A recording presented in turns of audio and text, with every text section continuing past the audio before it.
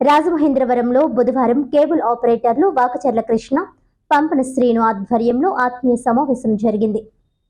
రాజమహేంద్రవరంలో కేబుల్ ఆపరేటర్లు వైఎస్ఆర్ కాంగ్రెస్కి మద్దతుగా నిలవాలని, వైసీపీ ప్రభుత్వం ఏర్పడిన వెంటనే వారి సమస్యల పరిష్కారానికి కృషి చేస్తామని రాజమహేంద్రవరం ఎంపీ వైఎస్ఆర్సీపీ సిటీ నియోజకవర్గ ఎమ్మెల్యే అభ్యర్థి మార్గాని భరత్రామ్ అన్నారు. స్థానిక రౌతు తాతలు కళ్యాణ మండపంలో రాజమండ్రి కేబుల్ ఆపరేటర్ల ఆత్మీయ సమావేశం బుధవారం జరిగింది. రాజమండ్రి కేబుల్ ఆపరేటర్ల అసోసియేషన్ అధ్యక్షుడు ఇసుకపల్లి శ్రీనివాస్, పంపన శ్రీను, ఇతర ప్రతినిధులు నండూరి సుబ్బారావు, తాళం శ్రీను, వాసంశెట్టి గణేష్, గార్లపట్టి సూర్యనారాయణ, వాకచర్ల కృష్ణ తదితరుల ఆధ్వర్యంలో ఈ సమావేశం నిర్వహించారు. సిటీ వైఎస్ఆర్సీపీ అభ్యర్థి మార్గాని భరత్రామ్తో పాటు రుడా చైర్మన్, మాజీ ఎమ్మెల్యే రౌతు సూర్యప్రకాష్ రావు, పరిశీలకుడు రావిపాటి రామచంద్రరావు హాజరయ్యారు. ఈ సందర్భంగా వారు మాట్లాడుతూ కేబుల్ ఆపరేటర్ల సమస్యలను సీఎం జగన్మోహన్ రెడ్డి దృష్టికి తీసుకుని వెళ్లి పరిష్కరించేందుకు చర్యలు చేపడతామని అన్నారు. కేబుల్ ఆపరేటర్లు, వారి కుటుంబ సభ్యులు వైఎస్ఆర్ కాంగ్రెస్ పార్టీకి మద్దతుగా నిలవాలని కోరారు. ఈ సందర్భంగా పలువురు కేబుల్ ఆపరేటర్లు వారి సమస్యలను భరత్రామ్ దృష్టికి తీసుకుని వచ్చారు. కేబుల్ ఆపరేటర్ల సమస్యలన్నింటినీ పరిష్కరించేలా చొరవ తీసుకుంటామని అన్నారు. వైఎస్ఆర్ కాంగ్రెస్ పార్టీకి ఓట్లేసి గెలిపించేలా విస్తృతంగా ప్రచారం చేయాలని విజ్ఞప్తి చేశారు. ఈ వ్యవస్థ ఇంకా బతికి ఉంది అంటే అది కేవలం ప్రస్తుత ప్రభుత్వం వైఎస్ఆర్ కాంగ్రెస్ పార్టీ ప్రియతమ ముఖ్యమంత్రి జగన్మోహన్ రెడ్డి గారి వల్లనే ఉండింది అనేది ప్రతి ఒక్కరూ ఒకసారి గుర్తుకు చేసుకోవాలని సందర్భంగా తెలియపరుస్తున్నారు. ఎందుకంటే ఏపీ ఫైబర్ నెట్ వచ్చినప్పుడు కాంపిటీషన్ మీద తగ్గించేశారు. 350 అంటే ఇప్పుడు అప్పుడు 250. అట్ పార్ విత్ కేబుల్తో పాటు ఏపీ ఫైబర్ది కూడా ఆ రేట్ పెంచడం వలన మనం సస్టైన్ అవుతున్నాం. అవునా కాదండి? చాలా ఒక్కరా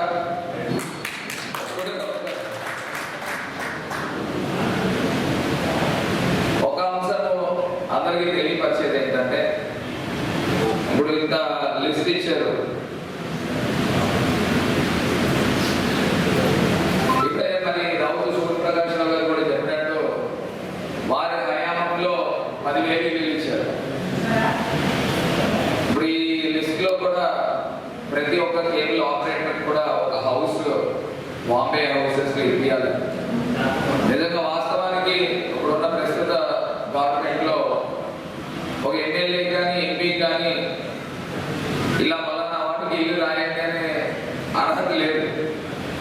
ఒకటే అర్హత ఏంటంటే పేదరికం అనేది ఒకటే కొలమానం.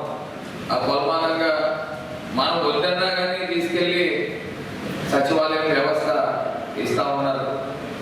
కాకపోతే నా పరిధిలో ఉన్నది ఈఎస్ఐ.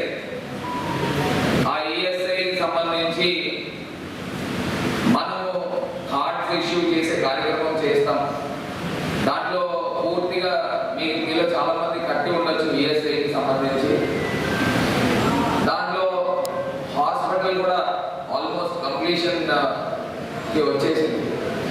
నాకు తెలిసి ఒక 2-3 నెలల్లో పూర్తి స్థాయిలో ఆల్రెడీ ఆపరేషన్లో ఉంటే పూర్తి స్థాయిలో ఓపెన్ అవుతుంది. ఓపెన్ అయిన తర్వాత అందరికీ కూడా ఐపీ నంబర్స్ ఇప్పించి మీకు అందులోనే ఇన్సూరెన్స్ కూడా కవర్ అయిపోతుంది. జనరల్గా 400 రూపాయలు మన ఈఎస్ఐ సబ్స్క్రిప్షన్ నెల కడితే నాకు తెలిసి ప్రమాదవశాత్తు ఏదైనా ఘటన జరిగితే 10 లక్షల రూపాయలు ఇన్సూరెన్స్ అవుతుంది. 450 అవుతుంది 10 లక్షల రూపాయలు. ఆ 450 రూపాయలు కడితే సుమారుగా నాకు తెలిసి 9,000 రూపాయలు మంత్లీ పెన్షన్ కూడా ఆ ఈఎస్ఐ ద్వారా ఉంది. సో నేనేం చేస్తానంటే, రేపు అంత సవ్యంగా జరిగి మన ప్రభుత్వం వచ్చిన తర్వాత నేను ఆ ఈఎస్ఐ అధికారులతో ఒక జాయింట్ మీటింగ్ మీతో పెట్టిస్తాను. పెట్టించి స్పెషల్గా ట్రీట్మెంట్ ఇచ్చే విధంగా మీ అందరికీ కూడా కార్డ్స్ ఇప్పించి ఆ పూర్తి స్థాయి బాధ్యత తీసుకుని, మనకు కూడా పెద్ద ఖర్చు కూడా ఏం లేదండి. నెల 400 రూపాయలు పక్కన పెట్టడం అంటే పెద్ద విషయం ఏం కాదు. సో ఆ 400 రూపాయలు ఇష్యూని మనం కట్టే విధంగా ప్రయత్నం చేసి, ఎవరికైనా ఉన్నాయండి ఈఎస్ఐ లేదా? ఒకరికి లేదా? ఖచ్చితంగా చేసుకోవాలి. చాలా ఆనందంగా ఉంది. ఈవేళ మనకి ఈ ఎలక్షన్ టైంలో ఎమ్మెల్యేలు కానీ ఎంపీలు కానీ మన యొక్క సమస్యలు వివరించడం వల్ల కొన్ని పనులు జరుగుతాయని ఒక ఆనందంగా ఉంది. ముఖ్యంగా మనకు చేయవలసిన పనుల్లో అత్యధికంగా మొట్టమొదటి ఏంటంటే వైర్ కటింగ్. ఈ వైర్ కటింగ్ వల్ల చాలా ఇబ్బంది పడతారు. జాబ్ కానీ ఇది కానీ చాలా రోజులతో పడ్డారు. మన వ్యాపారంలో ఈ వైర్ కటింగ్ ఎక్కువ జరగడం వల్ల మనకి కస్టమర్లు చిరాకు వచ్చే డిష్ అయిపోతున్నారు. అంచేత ఇవాళ ప్రధానంగా మన అందరం మొట్టగడ్డంతో వైర్ కటింగ్ సమస్య అనగానే అందరూ కూడా మొట్టగడ్డంతో అయితే దీని మీద ఆలోచించాలి అని కూడా చెప్పండి అసలు. ఎందుకంటే మన అందరం మీరందరూ కూడా ఒకసారి గట్టిగా అడిగితేనే వాళ్ళకి ఒక సమస్యను గుర్తుంటుంది. దాని గురించే మనకి అలాగే ఏపీ ఫైబర్ వచ్చినప్పుడు ఒక రకంగా ఇబ్బంది పెట్టింది, ఇప్పుడు ఉంది ఇంకో రకంగా ఇబ్బంది పడుతుంది. ఏంటంటే మనకి నెలకి బాక్స్ కస్టమర్ తీసుకెళ్ళిన బాక్స్ 60 రూపాయలు కట్టమన్నాడు. ఈ 60 రూపాయలు కట్టడం అనేది పెద్ద సమస్యనే జరగలేదు. అలాగే ఇంకొక విషయం ఏంటంటే అస్తమానం ఏపీ ఫైబర్ కూడా ఈ వైర్ కటింగ్ వల్ల ఆగిపోతాం. ఇది గవర్నమెంట్ వ్యవస్థ కూడా ఈ వైర్ కటింగ్ లో సెక్యూరిటీ ఉండట్లే. అది కూడా మనం కంపల్సరీగా దీంట్లో గౌరవించాలి. అలాగే ఇప్పుడు కొత్తగా రైతులకు కానీ వాళ్ళకి కానీ వీళ్ళకి కానీ అందరికీ ఒక ఇన్సూరెన్స్ ఉంది. అలాగే ఆంధ్రప్రదేశ్లో మన కేబుల్లో పనిచేసే వాళ్ళందరికీ కూడా రైతులకు ఏ విధంగా అయితే గవర్నమెంట్ ఇన్సూరెన్స్ కడుతుందో మనకు కూడా కట్టాలి. ఎందుకంటే ఈ గవర్నమెంట్ చేసే ప్రతి పనిని ప్రతి విషయాన్ని మనమే ప్రజలకు తీసుకెళ్తాం. ఫ్యూచర్లో వాళ్ళ ఎమ్మెల్యే కంటే ఎంపీ కంటే అయిన తర్వాత మన కోరికలు తీర్చడం, మన సమస్యలు పరిష్కరించడం జరుగుతుందని చెప్పేసి మన పెద్దల ఈ ఆత్మీయ సమావేశం ఏర్పాటు చేయడం జరిగింది.